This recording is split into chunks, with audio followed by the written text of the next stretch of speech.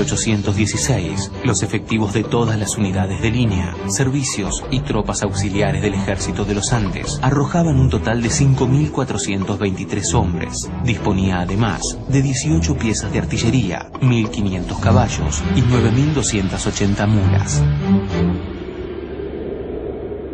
San Martín estuvo en condiciones de iniciar el cruce de los Andes. Uno analiza la preparación y se da cuenta cómo no omitió detalle, es decir, es la obra de un gran organizador militar. ¿Cuándo comienza esta epopeya sanmartiniana que es el cruce de los Andes? Las columnas inician su marcha el día 9 de enero. Normalmente nosotros festejamos acá en Mendoza el 18, pero el 18 era partida de la columna de las Heras. Ya habían comenzado a salir antes.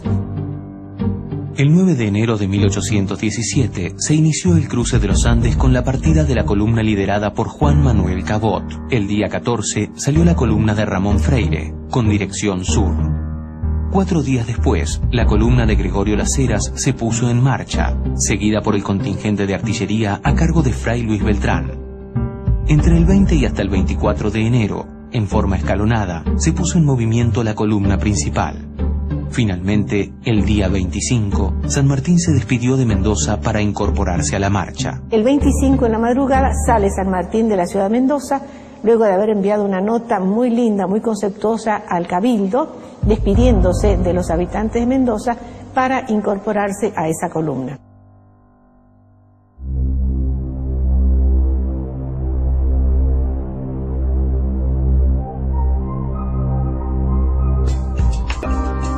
La separación de su ejército en 6 columnas permitiría a San Martín encontrar una resistencia menor para las 2 integrantes de la división principal, que cruzaba la cordillera a la altura de Santiago, 2 columnas auxiliares al sur y otras 2 ubicadas al norte con vistas. El presidente de la audiencia de Santiago de Chile, que era Marco del Pont, necesitaba ser distraído para que él no supiera por dónde iba a ir el golpe principal.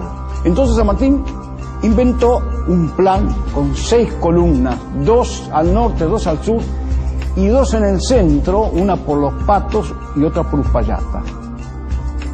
San Martín divide su grueso en 2 columnas.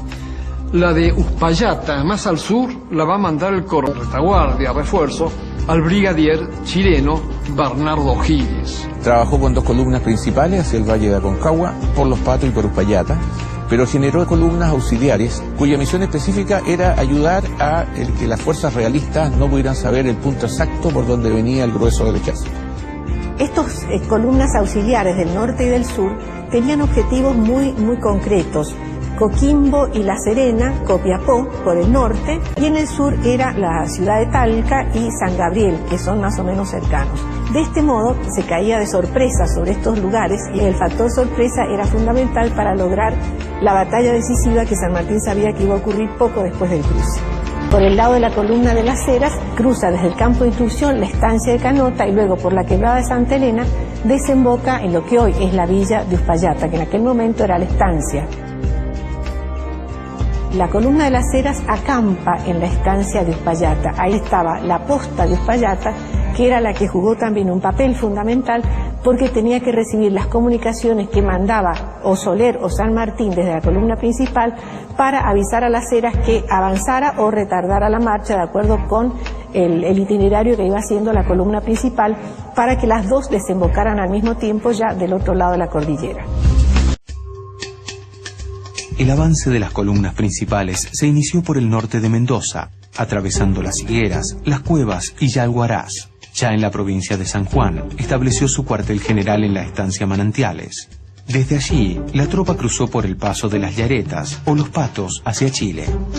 En Manantiales, allí había hecho llevar ganado en pie. Hay que pensar que los campamentos duraban un día, al día siguiente emprendían la marcha. De manera que era dormir a la intemperie usando el recado de la mula, de la cabalgadura, como almohada y tapándose con las mantas que tenían que llevar o con el propio capote que llevaban como padre. San Martín establece prácticamente su campamento más importante de su uniforme.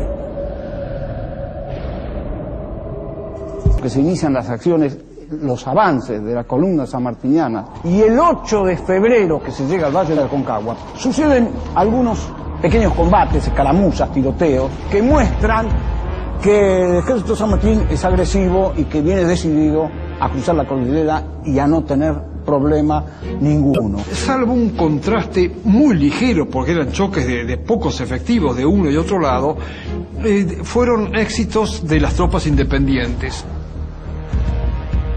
Tenemos la sorpresa a la Guardia de Pichéuta el día 24 de enero y al día siguiente el combate de Potrerillos, cuando Las Heras, que está en Uspallata, manda un destacamento a las órdenes de Enrique Martínez, que se enfrenta con los españoles en Los Potrerillos, en la zona de Punta de Vacas.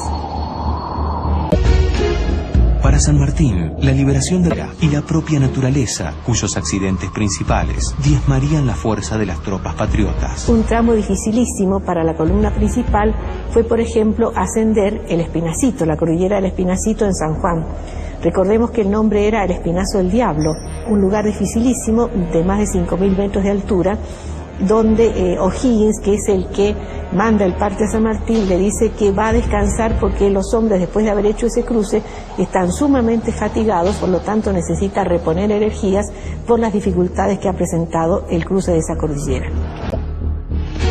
La columna de Cabot atravesó San Juan, donde integró a sus fuerzas a una partida de milicianos y franqueó el paso de Guana. Luego de promover la insurrección en la región, el 15 de febrero entraba triunfante en Coquimbo.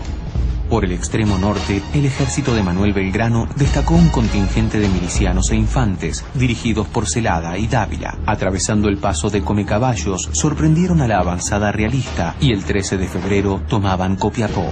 El capitán Lemos, junto a un pequeño grupo, alcanzó la guardia de San Gabriel, sin encontrar resistencia. El coronel Freire, por su parte, atravesó el paso de Planchón y arribó a Talca, sublevando las poblaciones del sur. El ejército tuvo 300 bajas, entre heridos y muertos, en el cruce de la cordillera, y eso para un ejército de 3.800 hombres es una baja importante, es un número importante. De las 10.000 mulas que iniciaron la marcha, murió la mitad. Pero esa mitad murió no por frío, sino por hambre. Las otras grandes cantidades de bajas fueron debidas al frío de la noche.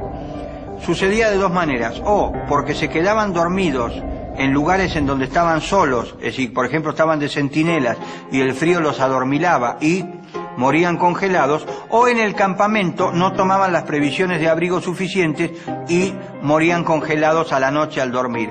En el informe oficial dirigido al director supremo, el general San Martín deja constancia que entre los que perecieron por el frío, los enfermos y las deserciones, ha perdido unos 400 hombres. Entre los pertrechos malogrados, se cuenta la pérdida de la mitad de las mulas y una tercera parte de los caballos.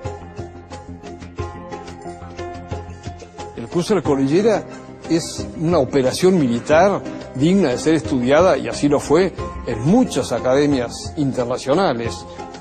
La campaña de los Andes no tiene comparación en el mundo, se le asemeja en algo, si se quiere, la campaña de Napoleón. El cruce de los Andes de San Martín es comparable, sí, al de Aníbal, al de Napoleón en los Alpes, pero con una gran diferencia. Aníbal y Napoleón cruzaron los Alpes para conquistar. San Martín cruza los Andes para liberar.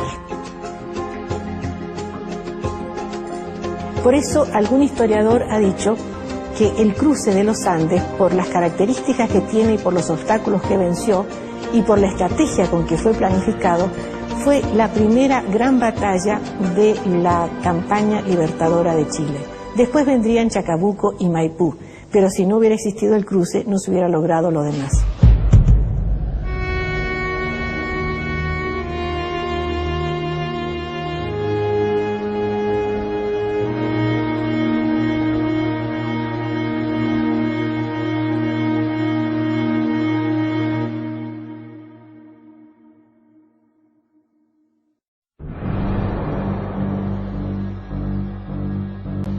Marcó del Pon, la autoridad realista en Chile, advierte que el grueso del ejército pasa por Los Patos.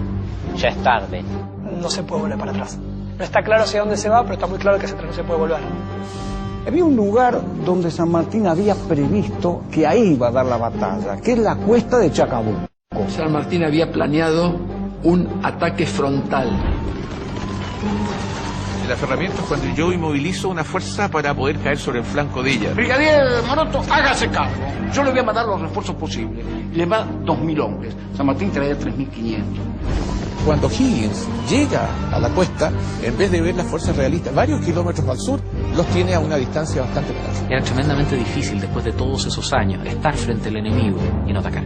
San Martín había dado instrucciones de no atacar a los realistas, pero Higgins se precipitó, no cumplió las órdenes.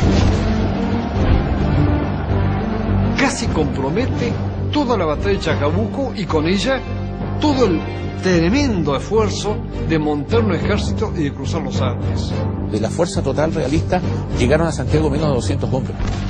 El resto cayó prisionero, murió en el campo de batalla. Chacabuco es la culminación de un pensamiento político militar de San Martín.